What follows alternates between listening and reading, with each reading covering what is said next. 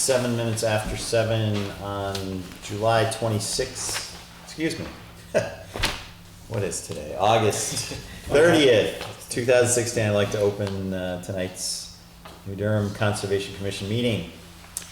First on our agenda, actually I will appoint Bob Craycraft to sit as a full member this evening. First item on our agenda, public input. Mike Gelinas has some information to report to us on his water quality monitoring efforts and the like. Mike, the floor is yours. Okay, me and Bob, Bill went out and did quite a bit of testing last Saturday. Week ago Saturday. Whichever, doesn't matter. One of the things we tested was specific conductivity. What we found was right below the fishing game, it was 69. The lake is usually somewhere around 50, so they went up 19 SU per centimeter. Merry Meeting Lake is about 50, you're saying? Yes. Right, okay. Found some old history, and Marsh's Pond was 34 back in 1986. Jones's Pond, when we tested it this time, was 51, so it had dropped 18 SU US per centimeter. Microsiemens per centimeter, yeah. And the old one in 86 was 34. So it's jumped 15, 16, 17 points since 1968. It's going up, not down. We're supposed to be doing things better. The Downings Pond inlet, it dropped back down to 49, so it dropped a couple points. In 2003, it was 49, so that's pretty well unchanged.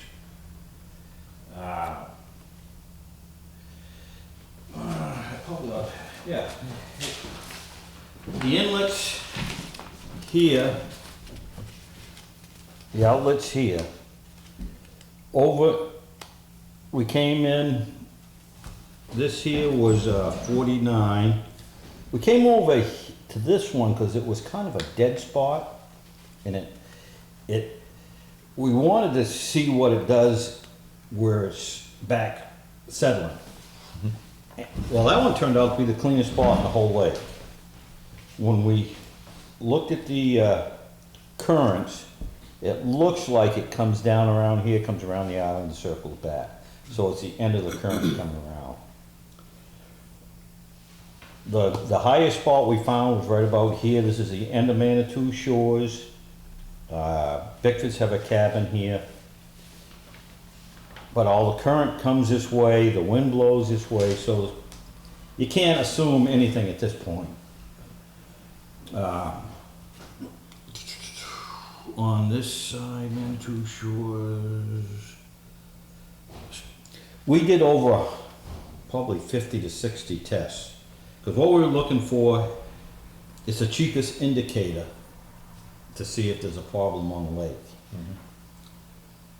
We didn't find, other than right by the current being low, everything else is within 1 or 2 points. Mm-hmm. There was nothing that jumped out as far as specific conductivity.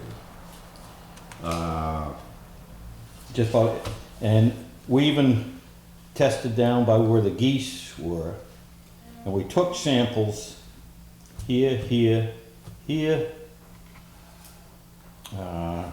here, right where the geese were, and then down by the bridge where the outlet is. But we haven't got all the data back. I was gonna say, samples for what kind of analysis? Well, we did specific conductivity and phosphorus. We started out looking for phosphorus because it's the biggest indicator of. Now, the phosphorus. Historically, Merrimack Lake is 3 to 5. We got 63 at the property line of Fish and Game last year. We haven't got the results of this year yet. The deep hole in 86 was 42. Down by Jones's Pond last year, same time we took that 63, it had dropped to 34. So the marsh is doing quite a bit. It took out 30 parts per billion from the fish hatchery property to Jones's Pond. That's a pretty good decrease. This year when we tested the Downings Pond inlet, we got a 40. By Jones's, by Manitou Shores, we got a 60. So we went up 20 parts per million. But when you consider the hatchery went up 59 parts per billion, this is only going up 20 parts per billion. It's a dog, but it's not the big dog. And the outlet was 43. We got some pictures. And Bob generously got me some information that really made my day. Because all the things I've been saying, we got some proof.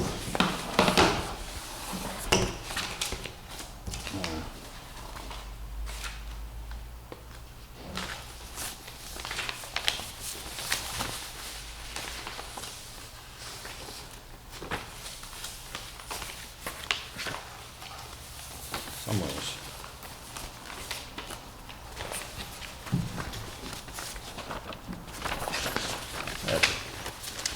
If you look at this picture here with the all the lily pads. If you look at this picture was taken right here, looking this way. Looking which way? This way. And as you can see, in 2003, the state did a survey of all the plants shown on this pond. All this was open still in 2003. That's what it looks like today, right there. That's how much has changed. Cat nine tails. I've been saying right along, the only place there was cat nine tails was a little bit down by the inlet, where they used to have a bunch of cabins and with nothing for a sewage system. You look on this map, all these areas here that are fully lined with cat nine tails, and over here, nothing.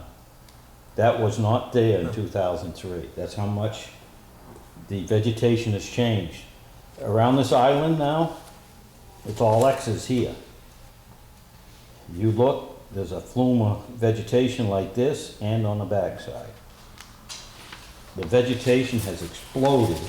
And I'd say it's in less than 10 years. It might have started 15 years ago, but I think in the last 10. And in the last 10 years is when they supposedly started doing everything right at the fish hatchery.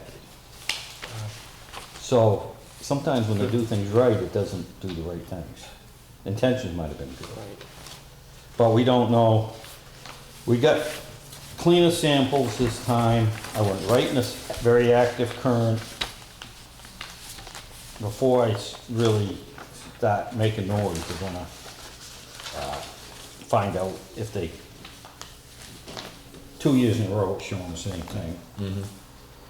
The next picture here on the back, this is an invasive plant. It will kill all the cat nine tails and other things, the natives. What is that? What's that called? Do you know, Mike? Yeah. Bob, do you know? It's, you're gonna blank right now, the, Phragmites. Oh, And Bill looked it up, he said, it doesn't like a change in the water table levels, and it burns very good. They say the best way to get rid of it is actually to burn it. They say it lights right up and goes. That's what he was telling us. I says, really, a water plant? That's the story. But there's at least 4 places where that's coming pretty heavy. And most of them are by the inlet. Most of what has changed grown, let's see, how do you say it? Most of the emergent plants, the ones that are growing above the water, are all by the inlet and by the island. This whole area here is really, there's some other places, but this is where really, the lily pads over in here, plus you got emergence in this corner. The next page should be some scum on the water. That was there. We believe it's just the plant matter and stuff getting beat up, coming down over the dam, and it's coming down. There's a pretty good drop in Merrimack River from the dam to Downing's Pond. I didn't get the actual numbers, but I actually walked the length of that the other day, and there was scum at most every pocket that it settles. That it gets quiet. There was scum there. Well, they all have to be pretty good trucks, because you got 150 feet between Mary Lee and William. Right? Trucks. Okay. The next page, it was different, so we took a picture of it. We were out paddling, we paddled the entire area. And by the inlet, we were seeing pretty good sized bubbles that stayed the whole time we were there. They didn't just come up and go down. Not sure just what causes it, but it was different, so we took a picture of it. The next page is, we pretty well think we know where the currents are going now. This was ice on the pond, and a aerial photo back, I think it was 71, they took it with ice on the pond. And you can see where the main current comes in and where it opened up. And you can see that the current does go in this direction down to the So it kind of gets split by the peninsula a little bit. Yes. And Bill instantly noticed this point, there's a gravelly surface here. All these points when I was a kid were gravelly. A lot of them now you can't even get within 15 feet. But they were covered with gravel.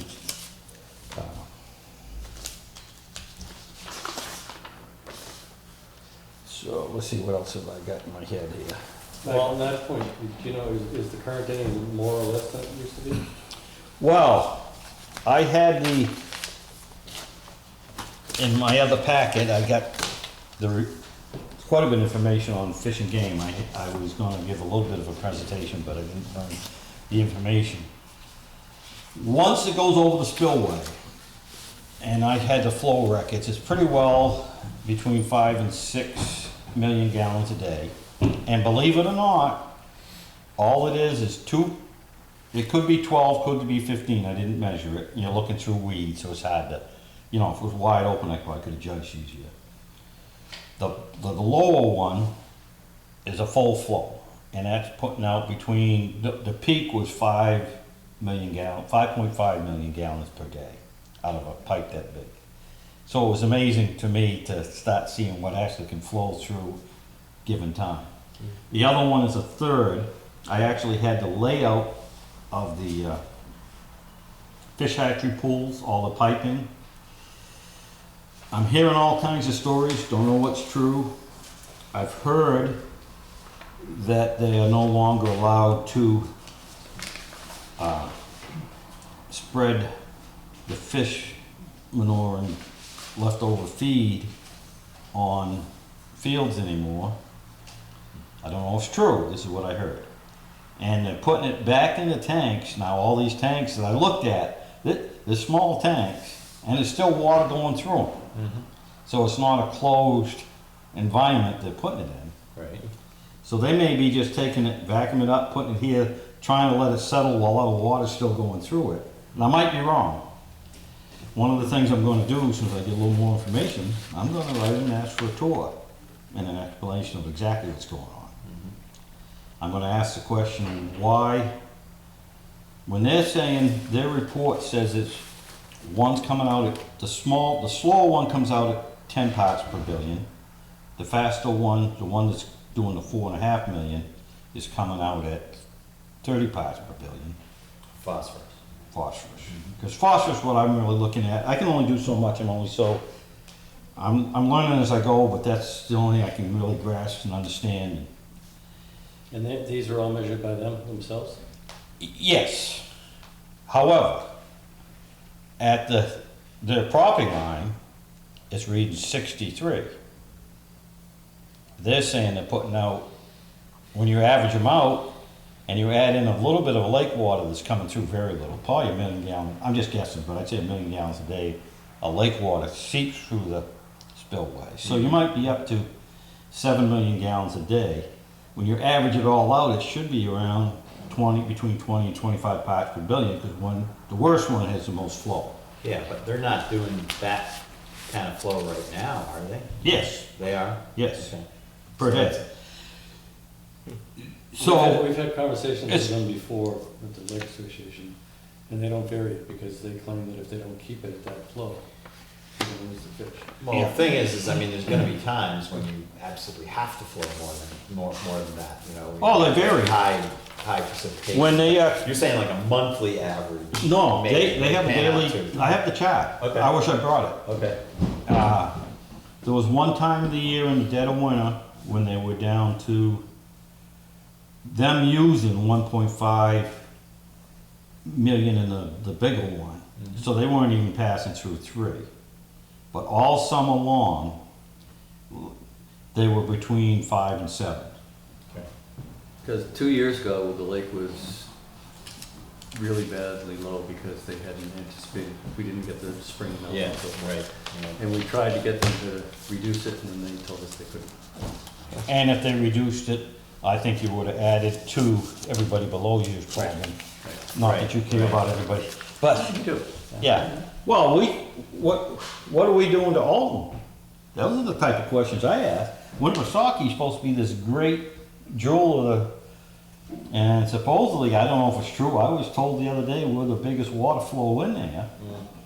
And if we're, got elevated coming through here, we can't be helping them out any. Well, we do have an amazing sink in the form of Merrimack Marsh, you know, in between Right. there. I mean, that's gotta, Yes. that's gotta. Yes, save a lot of and money, but- one of the questions, I've got some people that's supposed to be getting me some data from Alton if they got it. Because I was kind of curious to see what it's going into Alton at. But if you're sending elevated levels in there for 10 years, eventually the sink's gonna fill up. Bob, I'm curious, I mean, first of all, I know from the connectivity readings, it's certainly not unusual to see some pretty substantial fluctuations in that, both seasonally and, you know, by depth and what have you. And those conductivity readings overall, even the worst ones, to me at least, don't seem too bad. What's your general take on that? I mean, the numbers, I mean, relatively speaking, none of the numbers are outlandishly high, but, I mean, I think if you look at them relatively to one another, Yep, they might give you some insight in what's going on. These are all right, surface, right. surface samples. But phosphorus, on the other hand, that 63, or, you know, up in the 60 range, I did that's go, pretty elevated. That's right? getting up there, yeah. That's, they say, I just went to that seminar they had in Wolf World. Yeah. They said 10 is a trigger, the minimum trigger. yeah. And I looked up Providence Lake up in Effingham. They have such a low turnover, they have trouble with, Oh. I believe they're at 15, is what they said their average. They're 15 or so, yeah. So- If you don't have a turnover, it doesn't take a lot. The numbers we have here are pretty high. Right, They're talking, they're alarmed that they got 15, and here we're pumping 30 out of the hat tree. By their admission, 60 by the property line. But it's gonna be interesting to see, you know, you wait with bated breath for the next set of numbers, because I took those, we went out in a boat. I'd read enough to, if you really wanna know what's going on, you get, the quiet areas might be one thing, the current's another, yeah. and that current's a very steady current by their own numbers. So I went dead center of the current, and that should give us, if their numbers are true, the numbers should be a lot lower in the current. It's gonna be interesting to see. You'd think. And if they are not, I'm gonna try and get permission from them to take random samples on their property a few times. We'll see how they react to that. Right, what, on Downing's Pond, do you just, from your, I mean, it's always been a really shallow pond. Yep. Any indication, just from your own historical perspective, whether it's silted Okay. in somewhat over the years, or Silting getting in would be shallower? very hard to judge. That's not something that, because you understand, the places I know was where I swam. Right, And the places I swam are not the places that are breaking out. They were closer to the, and they were shallow enough. I mean, the snakes were probably a little more prominent out there around the stumps and stuff, so I stayed out in the, where the stumps weren't, you know? But I did water ski through there. yeah. Where that vegetation you looked at, that first picture with all the lily pads. Dean Stimpson's son had an 18-horse Boston wheel, and I was a skinny little kid, and we wouldn't put anybody else in the boat. And I used to ski around that island all the time. We knew where the stumps were, and Not now, not so much not now. now. The vegetation, there's gotta be 90% more vegetation than what there used to be there. I mean, it has exploded. It is unbelievable. Even the stuff you're looking at, where there used to be a lily pad here and there, you used to see pretty well that. Now you're seeing, and I'm not a vegetation person, so I can't tell you what it is. But there's slime, green slimy looking crap and weeds that are growing. They're well fed. I mean, the Every one- year when those things die, it just adds to the. Yeah, but Bill kept saying he couldn't believe how healthy the vegetation looked there. He says it looks too healthy, he kept saying. Neat. So Uh, when do you expect to get the next round of sample results back? Probably within a week or so. And I did get funding from the Milfoil Committee, authorized the selectmen to spend $1,000 on water testing, because it's gonna help them in the future. And Excellent. So, we're gonna do the deepest spots on all three ponds, and I may talk to the selectmen, I may do the other ponds too. But their wording pretty well said to use on the Merrimack River, so I probably won't. But we were gonna do a more thorough battery test, do the chlorophyll. And then I've already talked to Bob. In the summer, early summer, sometimes we get students, and we're gonna put it on the agenda as long as they're willing to There we fund go. it next year. We're gonna put it on the agenda to do a little bit of a study, Great. so we get a little more. The hardest part is you don't have data. If we had data from if we'd taken data every 3 years, we had Yeah. a lot more to go on than what you're going on. Yeah, I mean, you're sitting there. So it sounds like what you're saying is that it would benefit continued regular sampling and analysis, and I'm you know, gonna if we push can for do it that. if they'll do it. Yeah, no, I think we'd certainly I mean, back you up on that. Yep.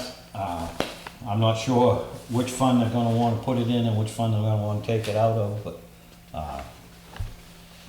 Bob gave me a list of a little bit of we could use the Merrimack Lake Association's equipment, but they have doubles of some stuff, but there's some stuff that wears out, and just the fact that you could lose it, you could break it. Right. For $120 worth of test equipment, I think it was 120, 30 at the most, Yeah. we could get. To get the basics covered. The- yeah. Well, the conductivity and the pH and pH. temperature. And Mike, I might be speaking out of school, but I'd be willing to bet the Lake Association would support this anyway, because if you just take the milfoil, yeah, it's in the river and it flows away from the lake. But lots of people put kayaks in the river and then go back to the lake and, Yeah. Yeah. so Well, it's in everyone's best. The bottom interest. line is, the milfoil was so under control, they're having a diver, I sat through their whole meeting, having divers come in, they're gonna spend 3,000 to 4,000 ahead tech. Yeah. So they have the money to spend. They asked me if I wanted more than 1,000, I just don't. But if- What I can do for this year, I think 1,000 is, But to your point about the health of the stuff that's down there, the milfoil will benefit too if it's, yeah. Mm-hmm. if it's in there. I mean, I was also told there's snails in there every 6 inches. Any place you can see the bottom, there's snails every 6 inches in there right now. They were in there before, because I remember going 3 or 4 years ago, seeing them, the dead ones at certain times of year, they die and they float up the surface. There was pockets of them. I was saying, where'd they come from? And I don't know what that indicates or what it means, but it's full of snails. It's usually a good thing, right? But, you know, you gotta have a lot of plants to have a lot of snails there too, right? Wow, there's a lot of Something that plants. don't sink in too, Yeah, muck. right. What's that? Just so it's not too mucky of a bottom, too organic, where they sink in. Yeah. Well, these Must be were in somewhere. occurrence where you could see that you Yeah, saw. so the coarser stuff up here. I have collected data on the depth of the waters, so I know where the hot, deep spots are.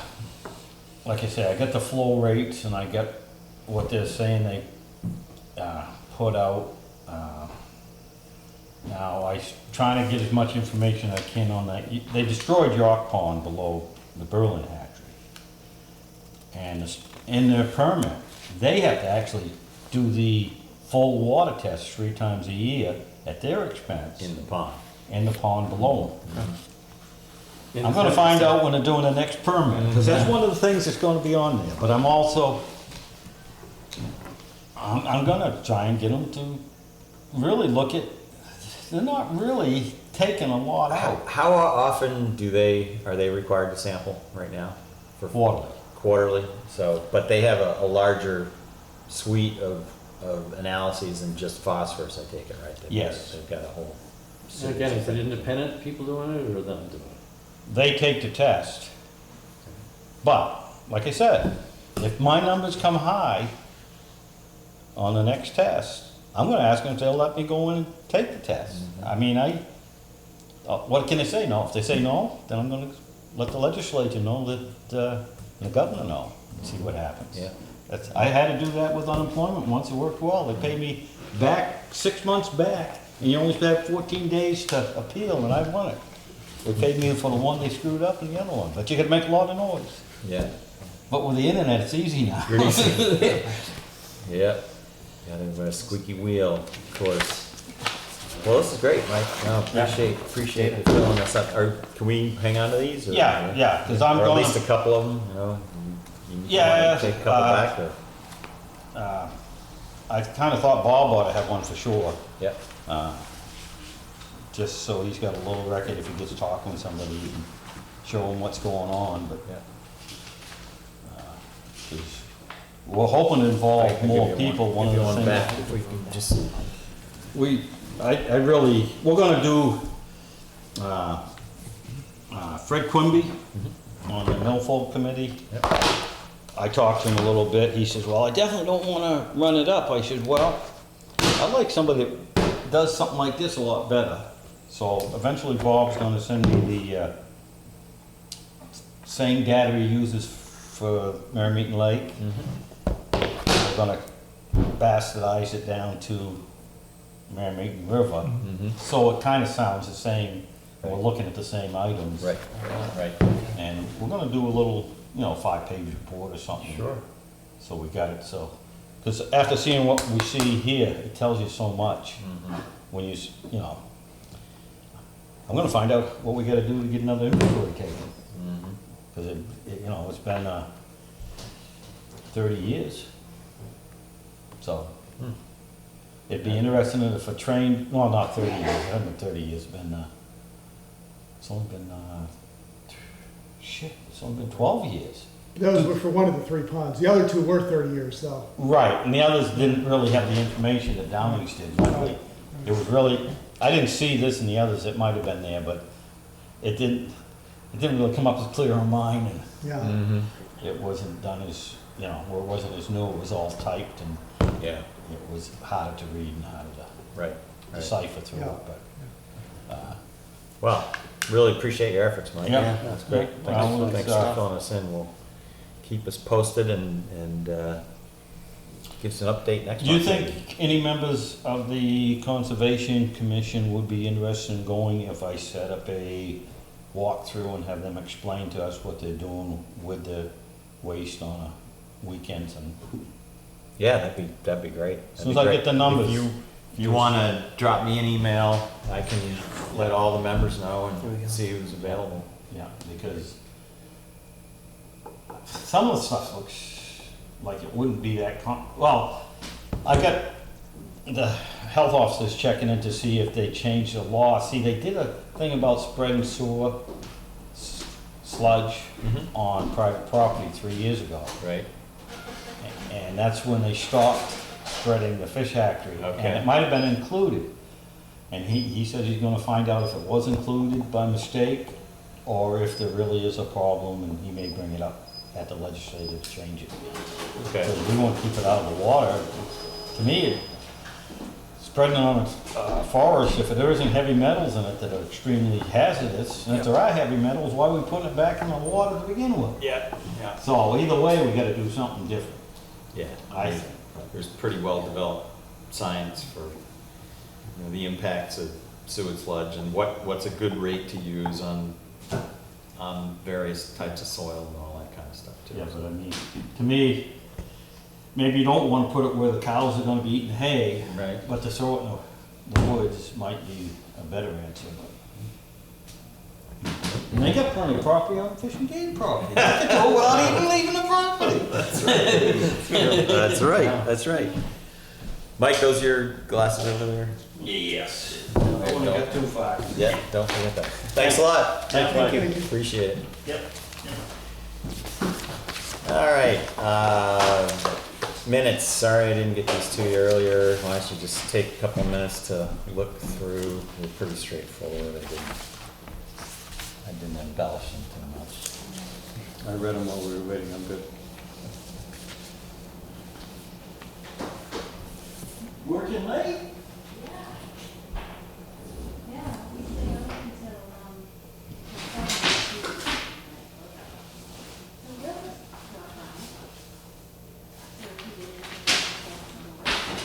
So that's good. Now you can go over on your own.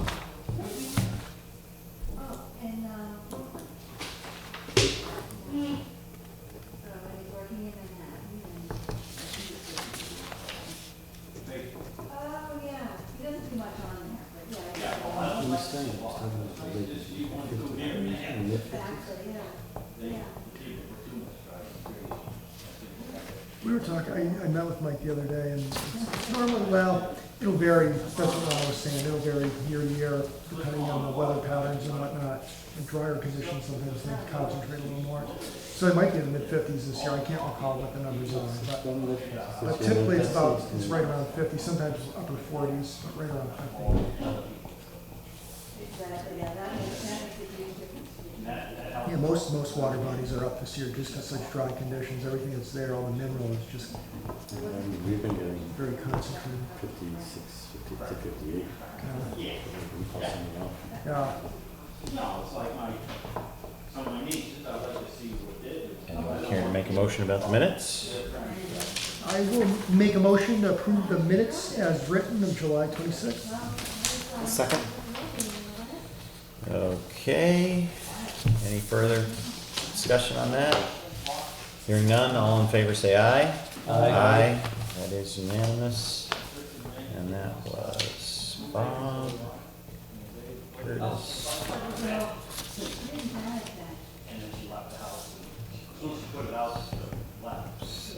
Okay. All right, we do have a few applications to take a look at this evening. I have one copy of each, I'm afraid. One is a permit by notification, for which we really.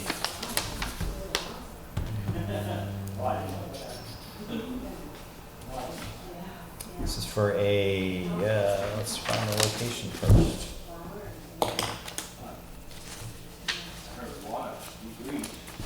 Okay, applicant Lori Selesky.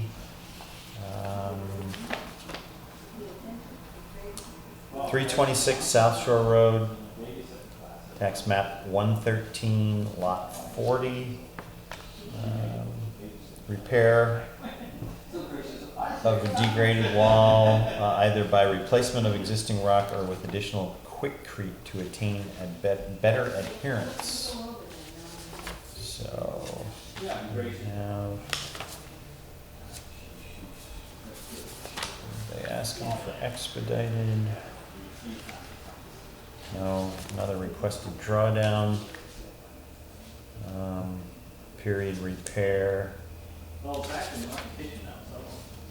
some distance out on South Shore Road. Let's see what we got here.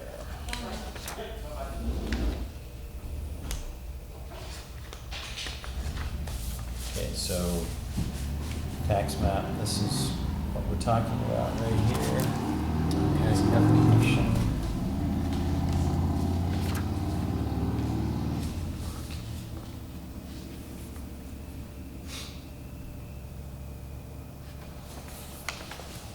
Permission from abutters, because they're within 20 feet of the abutting property, looks like.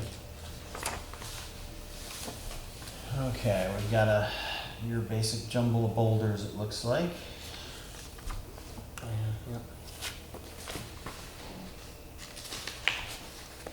And there is at least a portion of it, a marginally intact wall.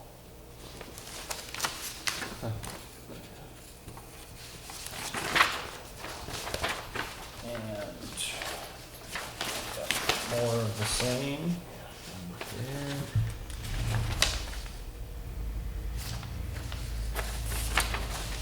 Pretty abrupt. Mm-hmm. Wall on the shore. Very little detail provided beyond that. Repairs being made to retaining wall on the 100 feet of waterfront as shown. Replacement of displaced rock. So it sounds like, I'm gonna guess they're looking primarily at repairs to the kind of retaining wall portion of it, as some of it is falling apart. Now, judging by some of the subsequent reviews that DES has provided that we're gonna talk about here later, I'm gonna guess that they're not gonna be happy with the materials that they provided in their application as insufficient details, because there's no specific project plans provided here. They've got, I think, the rest of the requisite stuff, but here's one of the ones that we looked at last month. Please provide plans that include all dimensions of the existing retaining wall, including cross-section, height and width, and include the full lake elevation in relation to the wall. So I got a feeling that they're not gonna be happy with this, This is all stuff we've talked about. I know. Anyway. application, right?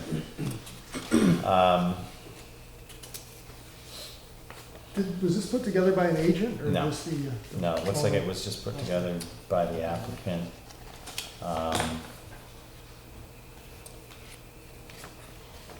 And I suspect what may have happened is they filled out the form, essentially, Mhm. provided a few attachments, but did not really look at some of the rest of the materials that should be supplied along with that.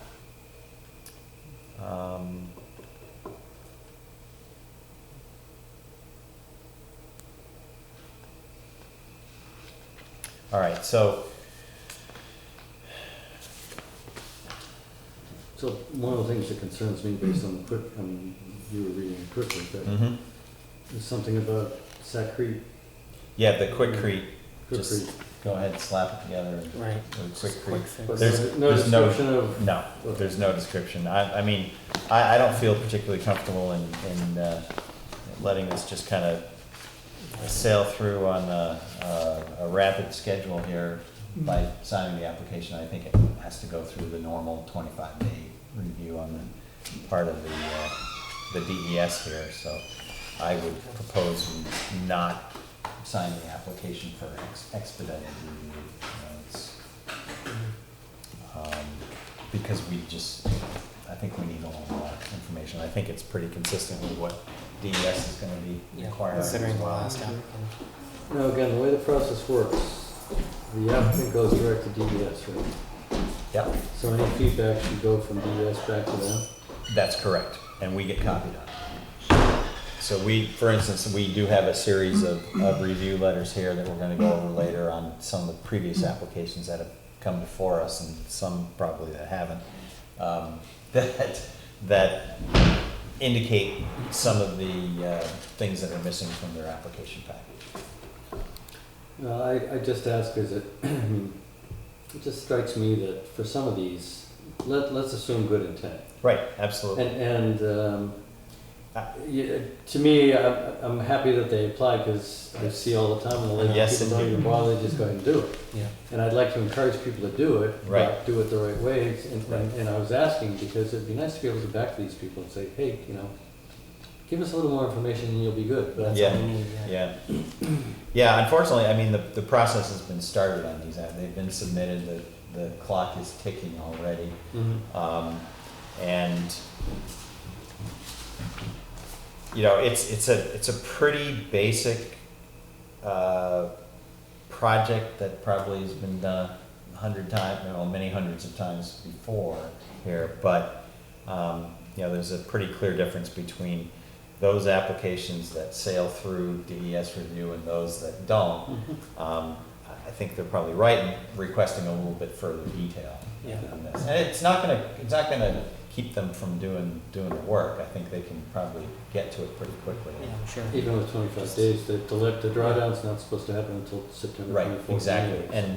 And what this is going to do here, and we can check the timing on some of these other applications, but I suspect that were we to compare some of the dates that they were submitted versus when DES got back to them, there's a couple of them right here that I know was well less than 25 days that they got back, which is good to know.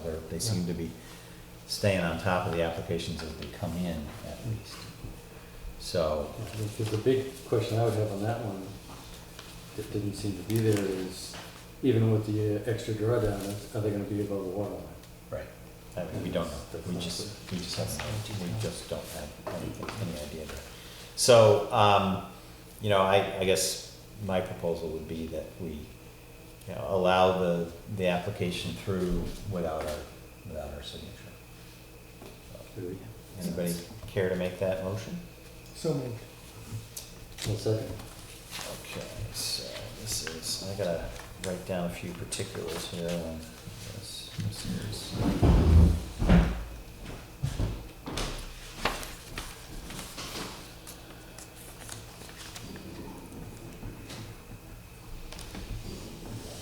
Helps, I mean, this is what we're talking about.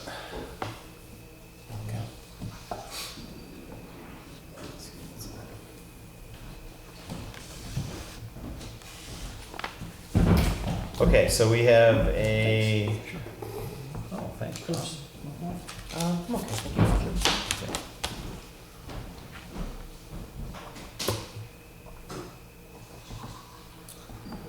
Motion by Bob, seconded by Mark.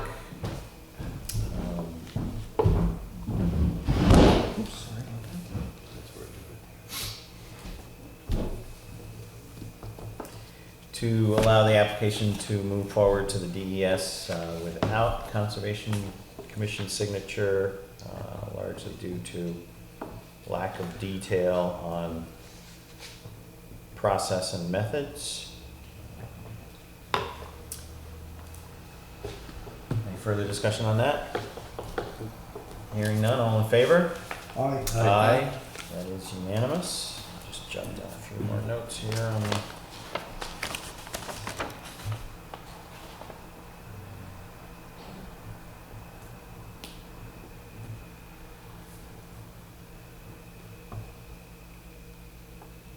Says 26.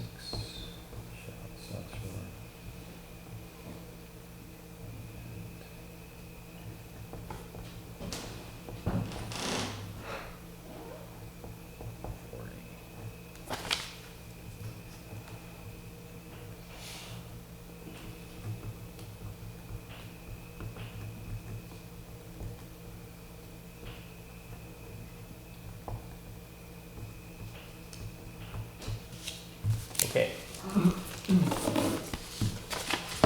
next one is a standard wetlands application, John and Anne Marie McKenna, 150 Cedar Glen Road.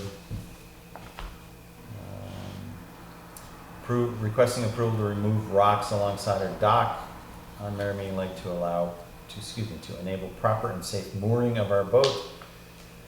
This is a reapplication for an approval that was granted on April 7th, 2011, expired on April 7th, 2016. As we discussed, the original approval was granted after the lake had been refilled following a significant drawdown in 2010. Significant drawdown had not been repeated during intervening years, but is planned for again this fall.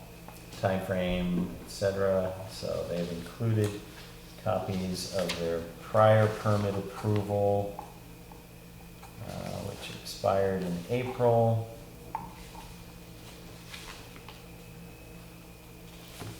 This was prepared by Norway Plains back in 2011.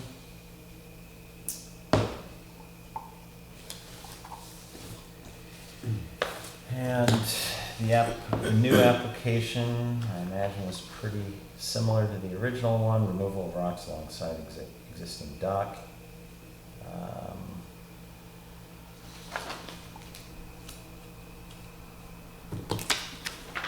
Just gotta thumb through this quickly until we get to the meat of what's being requested. 180 square feet of impact.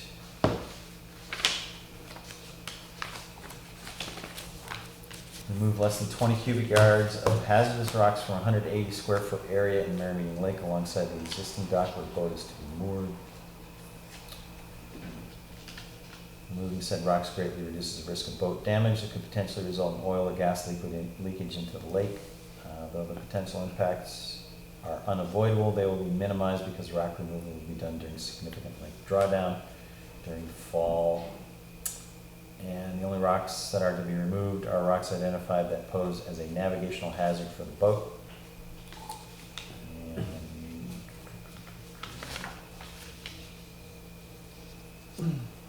located more than 100 feet from prime wetlands.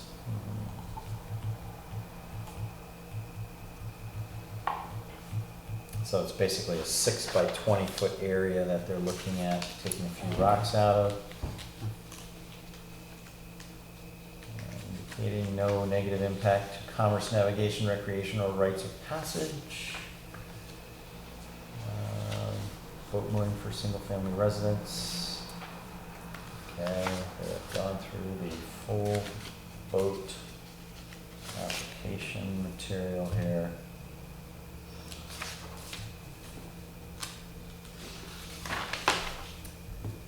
All right, got the Corps of Engineers. Appendix B checklist.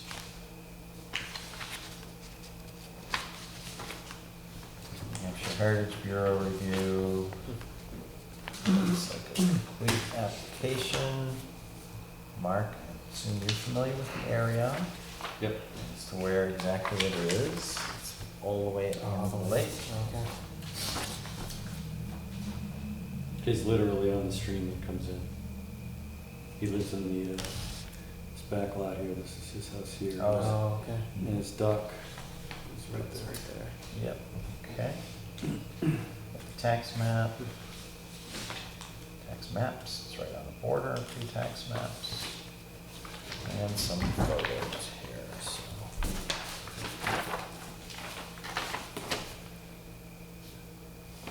There's the dock, there's the area. Look familiar, Mark?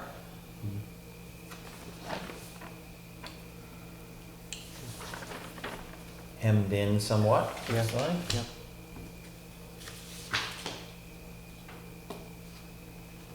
Looking out on the lake.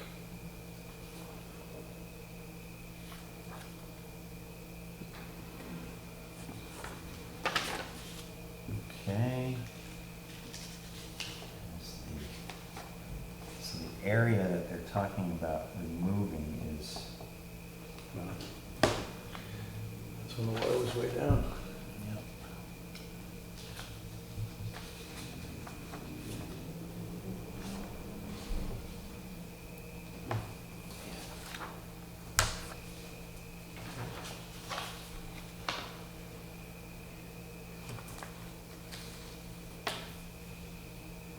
So what they're essentially proposing, I guess, is just to be able to pull up the side of the dock. I guess so, Closer, right. right to the end. At the end. He parks at the end of it now, and I think it get hammered on the days when the wind's coming down. Oh, yeah.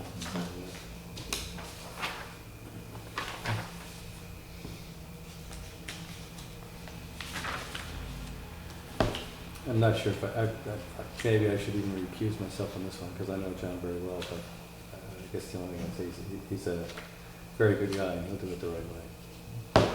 But I have a bit of a bias, so. Okay, we got a butter note. You're not a direct butter, though, No. so. We do have a plan associated with this. Is basically just the same plan that was approved back in 2011.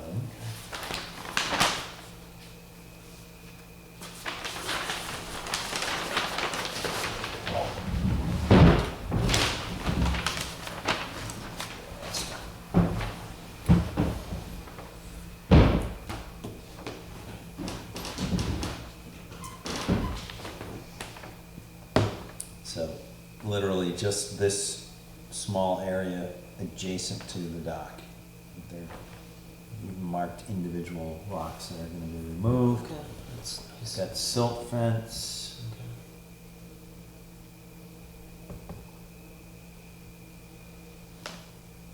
Construction specs, maintenance notes.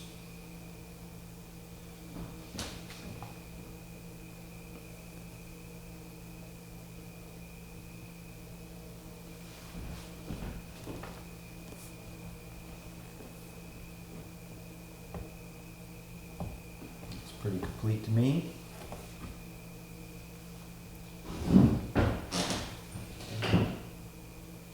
Any deficiencies? It's pretty clear, it seems like. Clear and very small impact.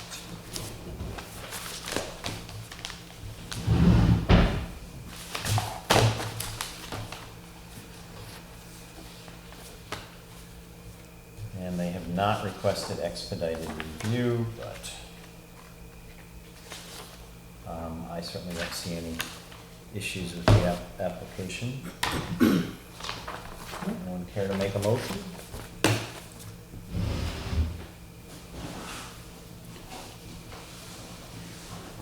In deference to, They don't want to expedite, so on this one, we just sign off on it. that's right. All right, I'll make a motion that the Conservation Commission signs off on this application. I'll second. Okay. Motion by Bob, seconded by Curtis. Any further discussion on the motion? Hearing none. All in favor say aye. Aye. Aye. That is unanimous. I'll go ahead and sign that.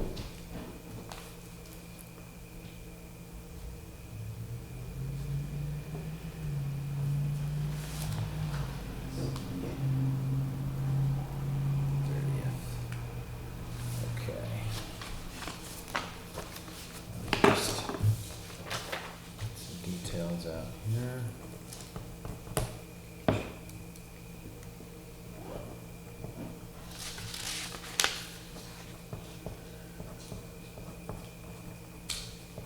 Is that through the town website or Yeah. It's the new how about it? assessor's map. Okay, Yeah, it's pretty nice. It's kind of, you I can haven't done that one yet. Yeah. Easy to find stuff. just do information, for example, and click on the lot.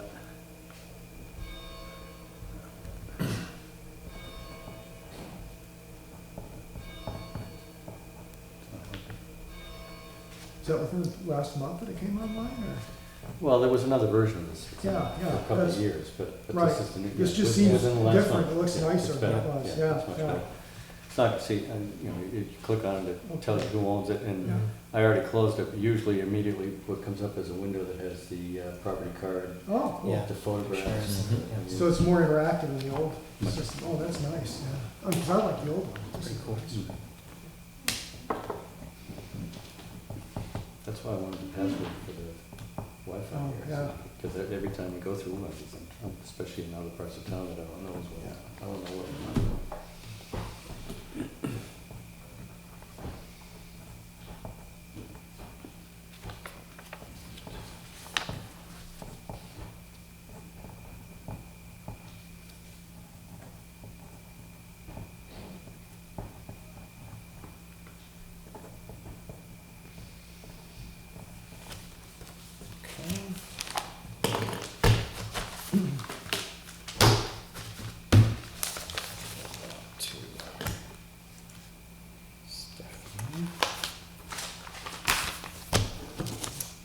All right, one more application, another full wetlands permit application. 32 Ellie Point Road. Map 111, Lot 8. Plan is to construct steps to the lake for access to the water. This is Mulaney, Brenda and Michael Mulaney. Agent is Thomas Varney, Varney Engineering.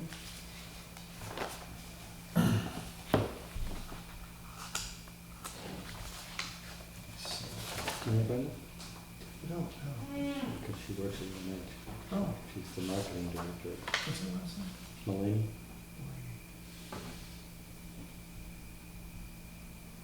I'll have to look.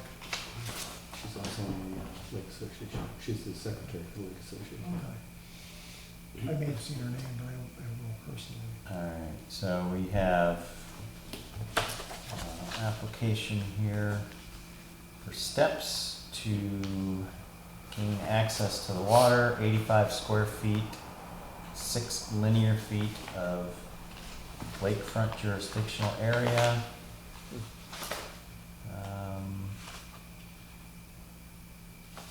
Location, Ellie Point, right there.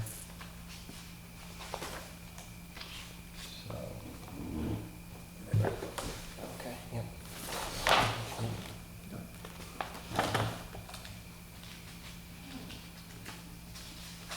a few photos here, we'll pass around, or if anyone wants to come around here. So, looks like.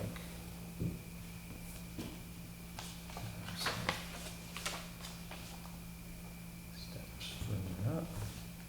I don't know if it's just reconstruction of those. or- Application, okay, we've got a butters, notification. There we are. So, let's see what's being proposed.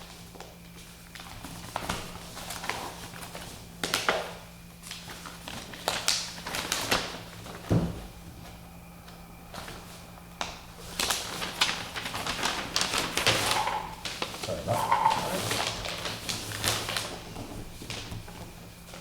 Proposed.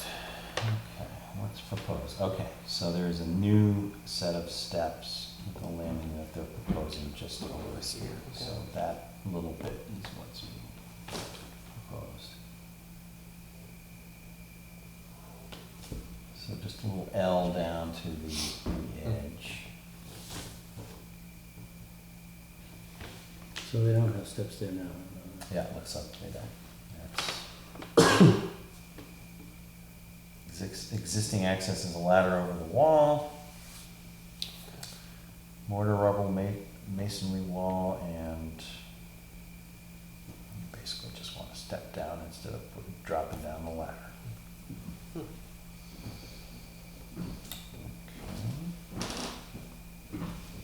Any questions about what's being proposed? I don't think so.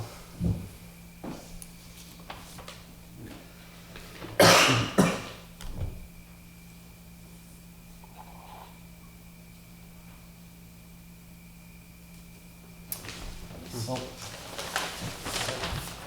fencing out in the water.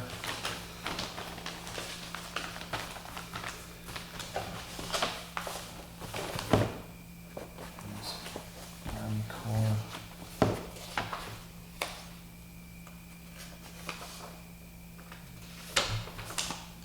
Anybody have any questions, reservations about this? No, I don't think so. Got a pretty complete application, Looks like it. Minimal detailed impact. plans, Can't see how it would impact the lake any more than a stone wall would, so. right? Yeah. Alright. Okay, I will take a motion. Motion that we approve the application as submitted, sign it and forward it on to DS. Okay, motion by Mark to approve. Do I have a second? I'll second that. Second by Bob. Any further discussion? All in favor, say aye. Aye. Aye. That is unanimous.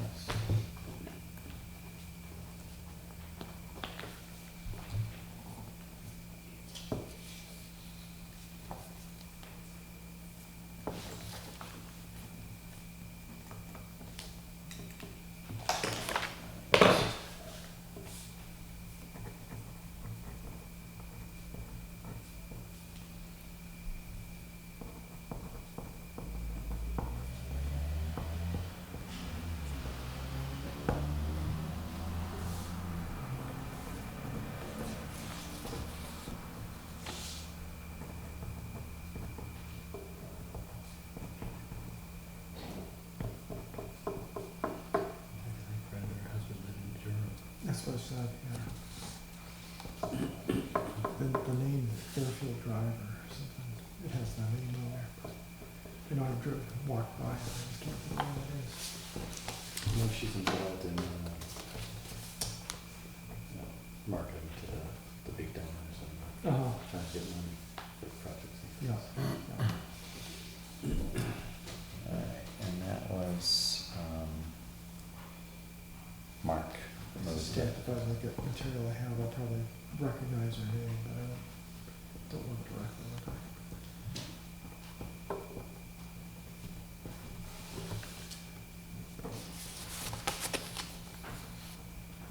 Okay.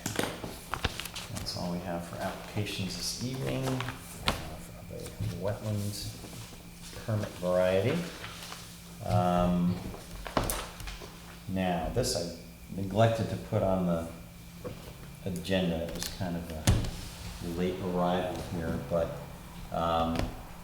there is a conditional use permit application that's been submitted to the planning board. And this is for the Penny Lane, end of Penny Lane, application by Scott Williams. This is a project that is a fairly sizable piece of property, and they're proposing to build a single-family home on this property, is that right, Rob? Yes, this is Yeah. after the fact. So the house is already there? Well, the no. house isn't, but there was some driveway construction that was already This is done. Same one we've discussed. And land, Yes. right, we've visited this once before already. And after, being batted about by the planning board, I guess, they had them come back and put a formal application in for, stormwater conditional use. Steep slopes, impact, a total lot. Looking at the following. Okay, total amount of disturbance. We got 25,000, a little bit over 25,000 square feet, less than 15%. 2,248 between 15 and 25%, and 1,515 between 25 and 30%. Oh, and greater than 30%, we got another 4,100. So total 33,480 square feet of disturbance. So certainly well beyond what should trigger review here. 18,100 square foot total.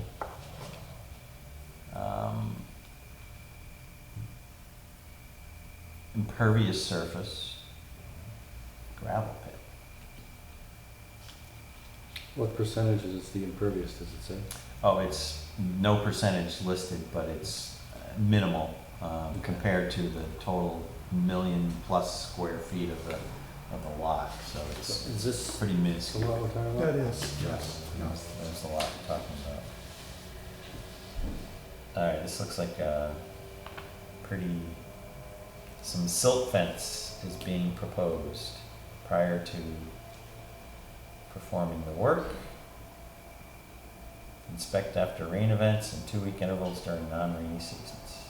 Temporary. So we have fee calculation, we have a butters list.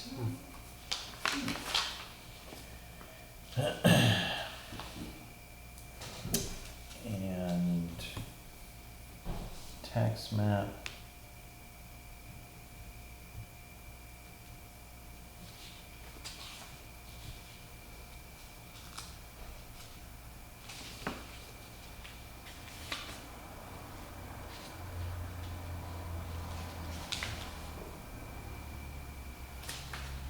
Got a checklist that's been filled out. Copy of the wetlands permit that they received to fill 900 square feet of forested wetland.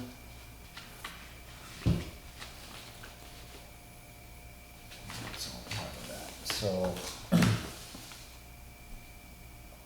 this conditional use permit checklist is really the purview of the planning board to review, and basically you guys have to take it up at your next meeting, whenever it's scheduled for review, because you don't have really any part-time assistants to review that aspect of it, do you? That is correct. Okay, so you guys haven't I think had this a came, chance to do this yet. and this I think came in on Friday, either Friday or Monday, I can't recall now. It was late last week or over the weekend.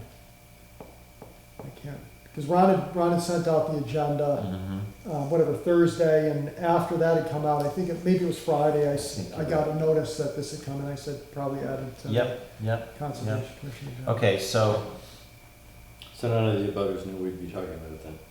no, and nor do we really have any formal purview here either.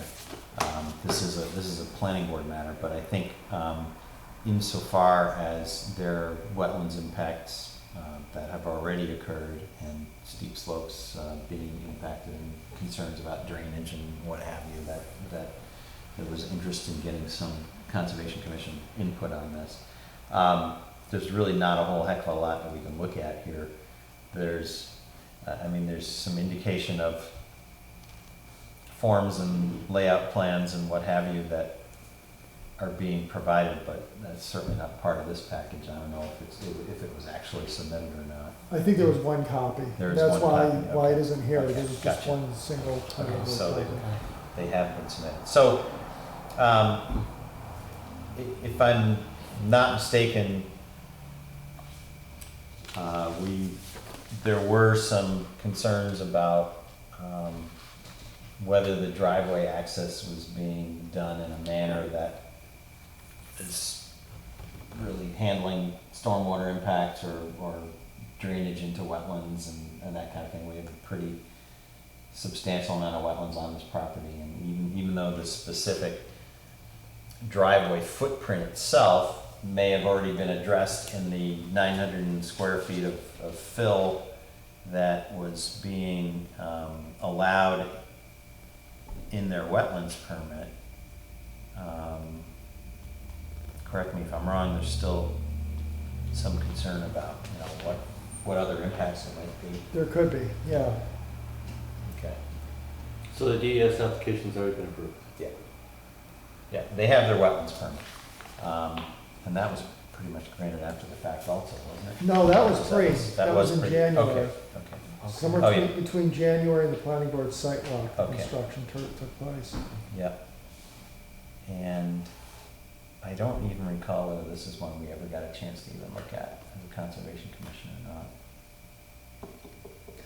I don't think we did. I don't think we did. Because there was some transitional period, plus it was December Yeah. time frame, Yeah. so Yeah, kind of got lost in the Yeah. shuffle. yeah, okay. Well, in light of the discussion with Mike tonight that opened the meeting, you given the location, Yeah. that's something we should pay attention to. Right. Mhm. Exactly. Do you have a sense, Bob, where on the property it's basically going off the end of Penny Lane, into, I don't know, we did do the site walk, but it loops around down here, I think it comes over in this vicinity. If they had contours, there's a steep area over here. Oh, actually, you could see, so I think we were down here, you could see the house up, that's Linda Zacharias' old house. Okay. That was pretty clear, there's a lot of cleared area in there. They did some logging and had a permit for that, but there's a big area in here that's been cleared, I think, beyond logging activities, that might, that's Be what it's talking something about, that the should- gravel pit here. well, I think There's that's, mention of a gravel pit. if that's the case, it's an underestimate of the Does, impact does this area. imply wetlands? I think there's a, I'm not sure if it was there, but there is a place they were proposing turning into a fire pond. And it was an existing wetlands, that may be it. I thought it was closer to the Jones Pond, but that may be it.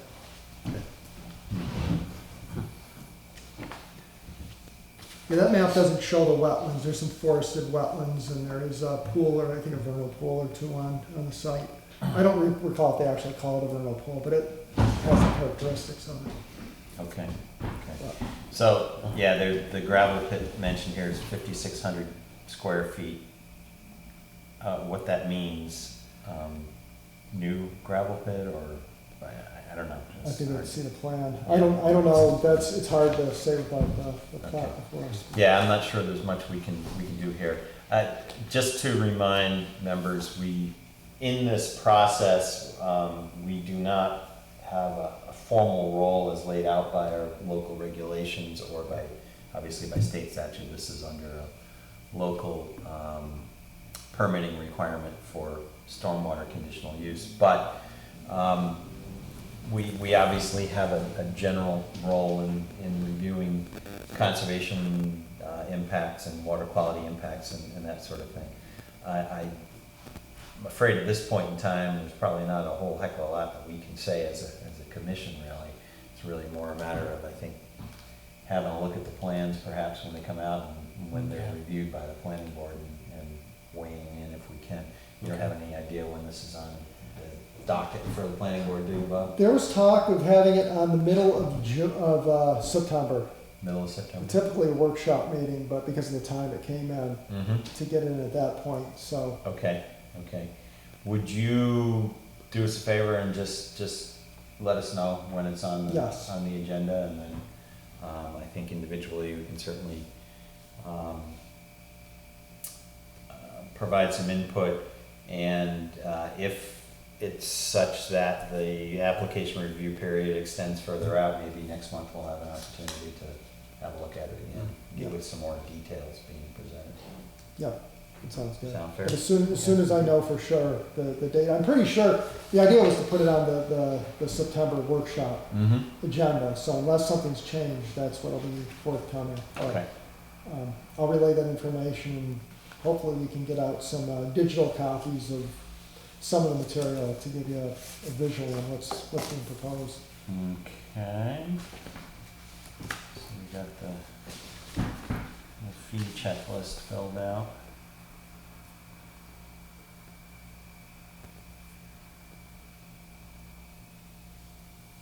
That's good. It's organized nicely. I like that. Okay. Okay, last month, Patty Burns from Moose Mountain Greenways was here just to introduce herself and talk a little bit about the forthcoming conservation action plan efforts that are being undertaken by Moose Mountain Greenways. Just an additional word on that, there's been some really good initial planning work done in that process. On September 29th, it's going to be the first public input session. It's going to be in Sanbornville at the Opera House. Pretty cool venue there. There will be more. I don't think we have any specific locations yet for additional inputs, but we're really, Moose Mountains is really trying to pull in as many different stakeholders as possible into the process. And it's recreational groups, it's conservation commissions. As she had mentioned, we play a pretty important role to provide input to the regional perspective here. So there will be further opportunity for us to weigh in on these things as well. But September 29th is the first public input session. Looping back around also to something that we've discussed previously, the Widowmaker Farm easement. Mark, I'm not sure whether you were part of any of those discussions on that, but this is the, Yeah. okay, so this is the 130 acre parcel right at the southern tip of the town. The voluntary, donated conservation easement that the landowners are putting forward, Moose Mountains is undertaking the footwork to get that in place and trying to get the funding lined up for ongoing stewardship and legal support and all that kind of stuff. There will be an opportunity, I think, for us as commission members to see the property in relatively short order. I think it'll be in October, and I'll keep you posted on that. So just a unbelievably Yeah, it is. cool piece of property, and, you know, I think we need to. On a related note, it's a bit of a sidebar, but I had somebody around the lake ask me recently. If somebody wants to do this, what mechanisms exist for them? You know, this says conservation easement, is that just like a deed easement on their property, or do they transfer the property to a trust, or? Well, they don't actually, I mean, typically an easement is, you are Yeah, I know what it is. extinguishing a certain amount of development rights. And it can be for a piece of the, portion of the property, it can be for an entire property, there's, you know, a variety of different ways to do it. But in doing so, you're actually, in effect, you know, deeding over a right to use of the property, certain rights to use of the property. And in that case, of course, you've got a legal document that carries with the deed for the property forever, that formalizes that whole thing. And it's, you know, it can be fairly complex depending on what the property owner wants to do. You know, I mean, there's, the thing that's good these days is there's some pretty good, I want to call it boilerplate, language that can be used to formalize this thing. You know, good templates to start with, and then certain elements can be added or removed from these templates to make it a legally defensible arrangement and what have you. But, you know, the deal is the process itself costs some money to do, because there's legal costs, there's any organization that wishes to hold the easement, and we as a town hold easements on properties as well, whether they be primary or secondary easements. There's costs associated with it, you know, ongoing stewardship going back, you know, year after year, and making sure that the terms of the easement are being enforced and held. And so usually you get third parties involved, you know, to help with the funding on that sort of thing. You know, oftentimes a property owner will, in addition to being generous enough to donate an easement, they'll also donate some money to help with ongoing stewardship costs and that sort of thing as well, which has generally been the case on things that we've been involved with. But certainly, you know, if anyone is interested in pursuing that sort of thing, you know, they can talk to us, this Conservation Commission. They can talk to organization like Moose Mountain Greenways to really get the ball rolling and, you know, try to help determine who's the best parties to help them out with that sort of thing. So that covers the easement, which is a case where somebody is still going to own the property. Yeah. What about the case where somebody wants to donate outright? If somebody wants to donate outright, you know, there are various parties that can receive that donation. You know, the town is one. A land trust like Moose Mountain Greenways is another, you know, for our neck of the woods. Forest Society for Protection in Hampshire Forests is another. So the town does not have a land trust, though? We do not have a land trust, but we can accept land. Right.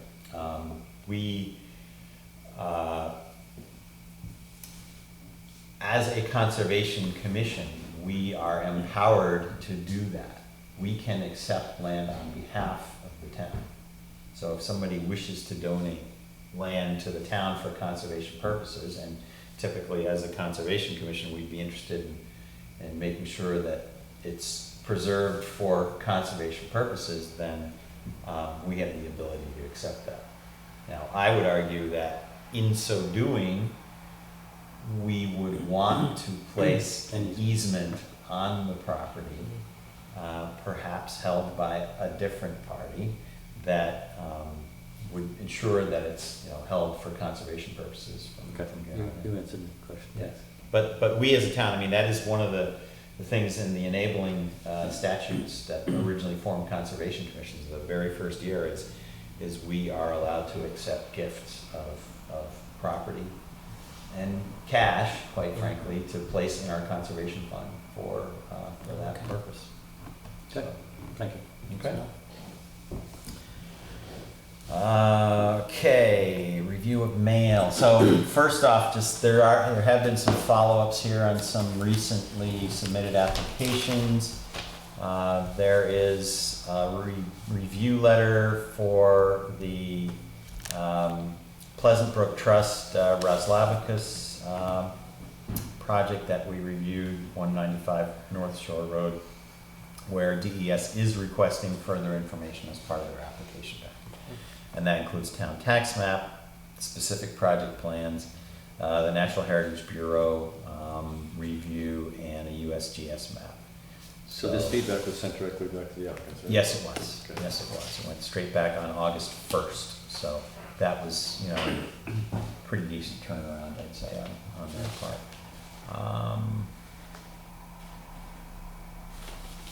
Actually, that was one of two letters. Okay, that's right. They had two different parcels that they had applications in. They also had another letter on the standard dredge and fill application, requesting additional clarifications. The information submitted does not support the claim of an existing wall on the frontage. It appears the proposal is to replace a sloped rocky shoreline with a wall. In accordance with ENVWT 404, shoreline stabilization must be the least intrusive method. How is constructing a wall less intrusive than the existing sloped rocky shoreline? Okay. Cross-sectional diagram they've asked for, plan showing complete dimensions. So there's further work to be done there. We have a permit that was granted to Victor Breton Revocable Trust, 30 Ellie Point Road, replacing existing 4x4 concrete steps with 5x14 steps. I don't remember that one. Anyway, It was the last meeting. it was last meeting.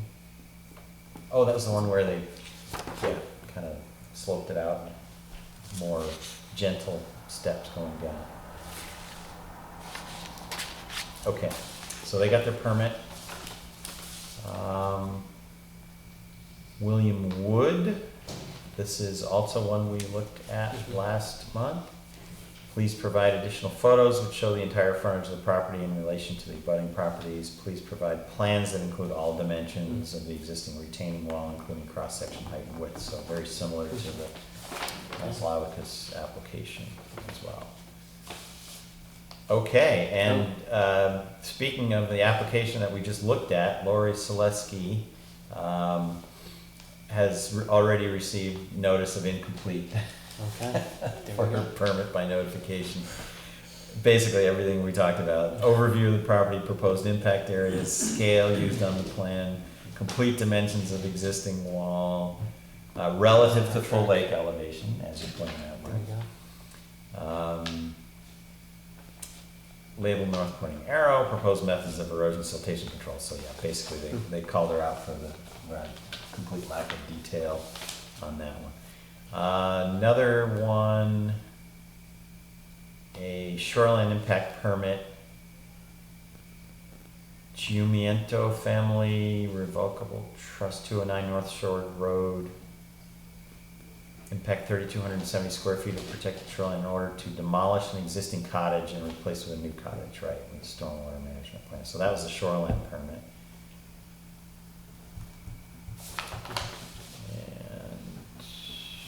That's two copies of the same thing, and that is all. So DES has been active in providing Good. Nice to see. timely review of Nice to see for a change. the application materials, yes. What else do we have? A bunch of good summer interns, I guess.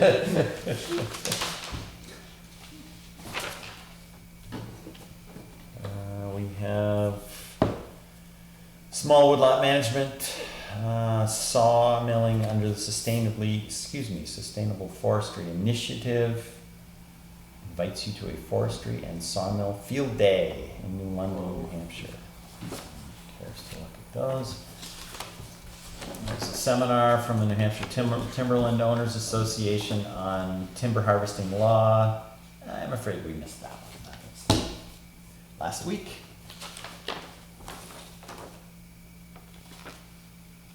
And this is the same, here's a brochure on the very same event with cards there. We have another update from Moose Mountains Regional Greenways. Can't remember what I mentioned, now own 2 parcels in Wakefield, some superb wetlands properties. The story behind that one was we had spent months trying to pick up the first parcel, basically at a steep discount to protect a good stretch of wetlands along Branch River. And then almost as soon as that deal was closed, the adjacent parcel on the other side of the river came up for tax auction at the town of Wakefield. And it was another almost purely wetlands parcel. This first one has a nice stretch of uplands to go along with it, with some nice pine forest on it. But the other one was mostly wetland. And somehow somebody came out of the woodwork and bid $2,000 for it, not sight unseen, not knowing what the property was about, and so Moose Mountains wasn't able to pick it up at the tax auction. But then when the original buyer found out what they were actually buying, they said, "Whoa, I don't think so." So they backed out of it, and Moose Mountains picked it up for a song.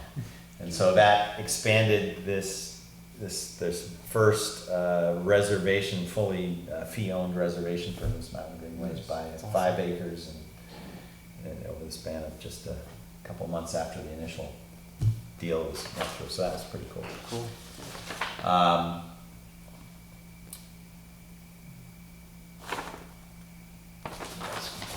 Take a look there. You get this on. Yeah, I do get it, yep. Mark, you can have a look at that one. What's Water and Wildlife Festival already happened. Yours truly was the MC for the entire event. Usually they do shifts, but they made me do it for the whole time. Okay, we have a appreciation letter from SELT for our membership, Southeast Land Trust. Remember, Southeast Land Trust absorbed the Stratford Rivers Conservancy, and so they are just Southeast Land Trust at the moment. So that's a thank you letter. Dover Adult Learning Center, why we're getting this, I'm not sure. Okay, and we also have, this was a separate contact we got from Stratford Regional Planning Commission. I think this is redundant to what Patty Burns provided for us at last meeting, which is just another copy of the conservation map, requesting whether we had anything to add to it. We already looked through that and I think agreed that there wasn't anything missing to our knowledge. This will be part of the input that goes into the regional conservation plan program that Moose Mountain Greenways is undertaking. That's it for mail. Anything else under new or old business? No, sir.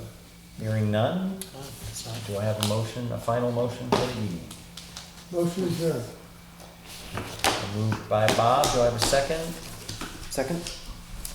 Seconded by Curtis at 8:38. All in favor? Aye. Aye. It's unanimous.